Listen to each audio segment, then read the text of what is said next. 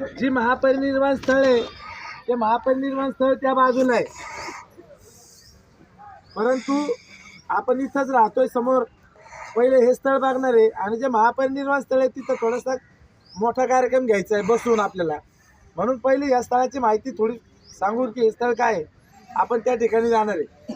तर हा रामाभार स्तूप आहे.